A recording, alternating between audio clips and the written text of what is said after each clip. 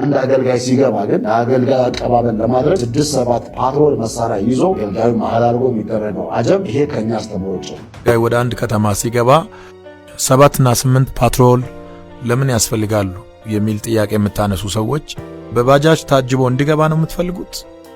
አጀብ ብላችሁ ሁከት የምትፈጥሩ ሰዎች ለመታጀብ ፈልጋችሁ ከሆነ እንድትታጀቡ የሚያደርግ ሥራ መጀመሪያ መስራት አለባችሁ። ምንም ውስጣችሁ ላይ ሳይኖር ባዶ ቀፎ ሆናችሁ ለመታጀብ ማሰብ በጣም የበዛ ሞኝነት ነው።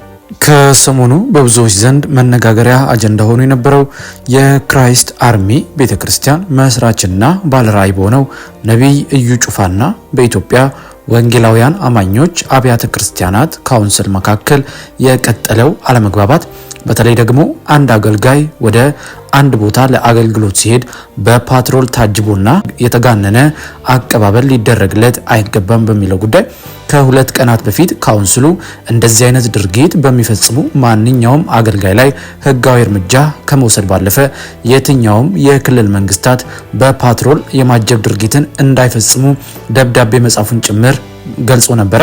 ታዲያ ለዚህ እርምጃ ፈጣን ምላሽ የሰጠው ባሳለፍነው ሳምንት በሲዳማ ክልል ዋና ከተማ በሆነችው ሐዋሳ ለብዙዎች ግርምትን በፈጠረ አቀባበል ብዙዎችም ሲነጋገሩበት የነበረው ነቢይ እዩ ጩፋ እሱም በሰጠው ምላሽ ገና ይሄ ጅማሬ ነው፣ አንድ አገልጋይ ወደ አንድ ቦታ ለአገልግሎት ሲሄድ ከተቻለ መድፍ መተኮስም ጭምር አለበት፣ ከዛም አለፍ ካለ ደግሞ ካሌንደርም ቢዘጋ ምንም ችግር የለውም የሚል አስገራሚ ምላሹን መስጠቱን ተመልክተን ነበር።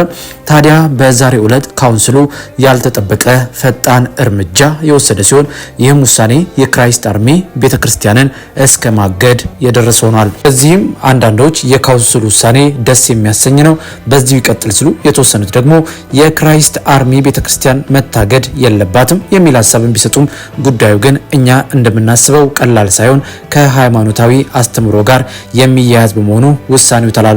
ደብዳቤውም እንደዚህ ይላል። ጉዳዩ የቤተክርስቲያኒቱን እግድ ይመለከታል። ክራይስት አርሚ ኢንተርናሽናል ቸርች በካውንስሉ በምዝገባ ቁጥር 03-111 የተመዘገበች የሃይማኖት ተቋም መሆኗ ይታወቃል። ይሁን እንጂ ቤተክርስቲያኒቱ የካውንስሉ አባል ስትሆን ልታከናውናቸው ከሚገቡ መመሪያዎችና ደንቦች መካከል አንዱ የካውንስሉ አባላት ስነ ምግባር መመሪያ ሲሆን በስነ ምግባር መመሪያው አንቀጽ 9.3 ላይ የስነ ምግባር ግድፈቶች ተብለው በዝርዝር የተገለጹትን ተግባራት በቤተክርስቲያኒቱ መሪ መፈጸሙን አረጋግጠናል ይላል። በመሆኑም ጉዳዩ በካውንስሉ ስነ መለኮት ኮሚሽንና የህግ ኮሚሽን ታይቶ በሚመለከታቸው አካላት የመጨረሻ ውሳኔ እስከሚሰጥ ድረስ የቤተክርስቲያኒቱ ፈቃድ ታግዶ የሚቆይ ሲሆን ሁሉም የካውንስሉ አስተዳደራዊ መዋቅሮችና የሚመለከታቸው የመንግስት አካላት ይህንንና ከዚህ በኋላ የሚተላለፉ ውሳኔዎችን እንዲያስፈጽሙ በግልባጭ ተመዝግቦላችኋል የሚል ደብዳቤ እንግዲህ የኢትዮጵያ ወንጌል አማኞች አብያተ ክርስቲያናት ካውንስል በጻፈው ደብዳቤ የገለጸ ሲሆን እንግዲህ ከዚህ በኋላ ክራይስት አርሚ ኢንተርናሽናል ቸርች ወይም ደግሞ ነቢይ እዩ ጩፋ የሚያገለግልበት ቸርች ማለት ነው በእግድ የሚቆይ መሆኑን ደብዳቤው ይገልጻል። ከዚህ ጋር ተያይዞ በትናንትናው ዕለት ነቢይ እዩ ጩፋ የሰጠው አነጋጋሪ መልስ ይህን ይመስል ነበረ።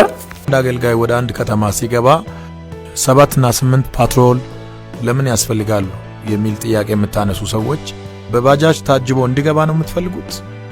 አጀብ ብላችሁ ሁከት የምትፈጥሩ ሰዎች ለመታጀብ ፈልጋችሁ ከሆነ እንድትታጀቡ የሚያደርግ ሥራ መጀመሪያ መስራት አለባችሁ። ምንም ውስጣችሁ ላይ ሳይኖር ባዶ ቀፎ ሆናችሁ ለመታጀብ ማሰብ በጣም የበዛ ሞኝነት ነው። በመጀመሪያ የመንግስት ፓትሮል የሚወጣው ዌልካም ለማለት የሚወጣው የህዝቡን ደህንነት ለመጠበቅ ነው። ይሄ የመንግስት ተቀዳሚ ኃላፊነት ነው። በመቀጠል ደግሞ አምላክ የላከው አገልጋይ ወደ ከተማ ሲገባ ዌልካም ለማለት ነው የሚወጣው። የክርስቶስ አምባሳደር ይመጣል ተብሎ ማርሽ ባንድ ብቻ አይደለም ካላንደር ሁሉ ሊዘጋ ይችላል።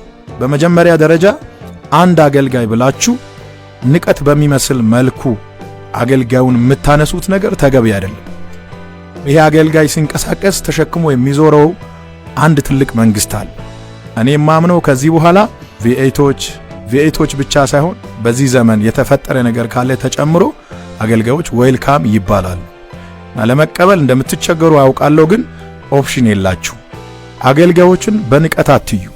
አገልጋዮች የእግዚአብሔር ቃል አቀባዮች ናቸው። አገልጋዮች የእግዚአብሔር ምልክት ናቸው። አገልጋዮች የእግዚአብሔር ድምጽ ናቸው። ይህንን መልእክት ወደ እናንተ ሳደርስ ፕሮፌቲዩን ፕሮቴክት ለማድረግ አይደለም። እኔ ኦልሬዲ ፕሮቴክትድ ነኝ፣ ከለላ ውስጥ ነኝ። እንደገና ደግሞ ስለ ራሴ የሚከራከር ሰው አይደለሁም። እኔ የሚሰራው ስራ የማደርገው ነገር ሁሉ የተገለጠ ነው። ልትሸሽጉት የማትችሉት ነገር ስለተገለጠ ከመቀበል ውጭ ምርጫ የላችሁ። ከኋላ ለሚመጣው ትውልድ የምታስቀምጡትን ከርስ የምታስቀምጡትን ቀይ ምልክት እንደማይቻል የምትናገሩትን ነገር እንደሚቻል ለማሳየት ነው። በማስፈራራትና በማስጨነቅ ቀጥሎ የሚነሳውን ትውልድ ተስፋ ለማስቆረጥ የምትፈልጉ ሰዎች እኔ አለሁ። ከዚህ በኋላም ፊት ለፊት ቆሜ ለሚመጣው ትውልድ በር ለመክፈት ከፊት አለው።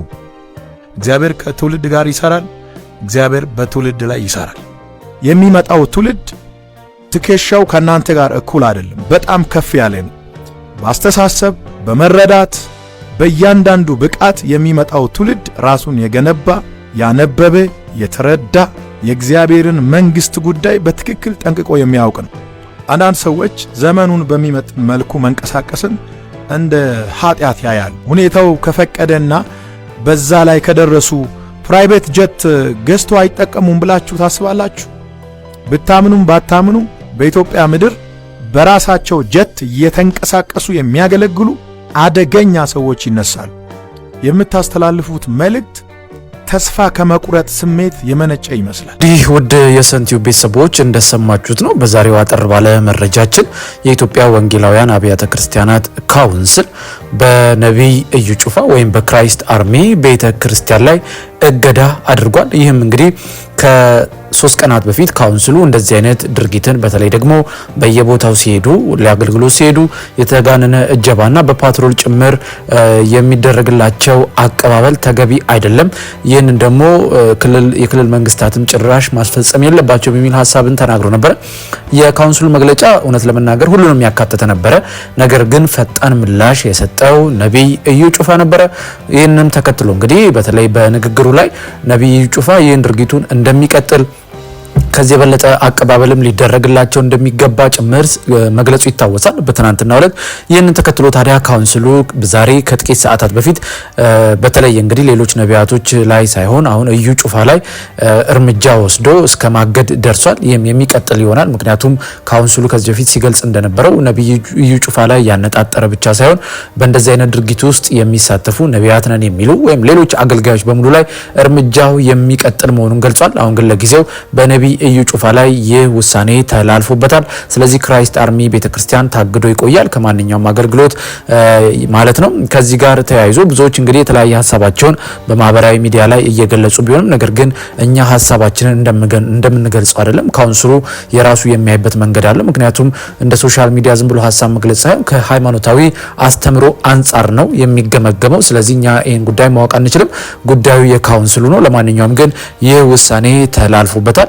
በዚህ ጉዳይ ላይ ሌሎች መረጃዎች የሚወጡ ከሆነ ለእናንተ እንደምናቀርብ እየገለጽን በፕሮግራማችን ላይ ያላችሁን ማንኛውንም አስተያየት በዚህ አጋጣሚ ልትጠቁሙን እንደምትችሉ እያሳሰብን ቻናላችንን ሰብስክራይብ፣ ላይክ፣ ሼር በማድረግ አሁንም እንደዚህ አይነት ፈጣን መረጃዎች እንዲደርሷችሁ ማድረግ ትችላላችሁ። በሚቀጥለው በሌላ መረጃ እስከምንገናኝ ሰላም፣ ፍቅር፣ ጤና ለሁላችሁም እየተመኘን በዚሁ ተሰናበትን። መልካም ጊዜ ይሆንላችሁ።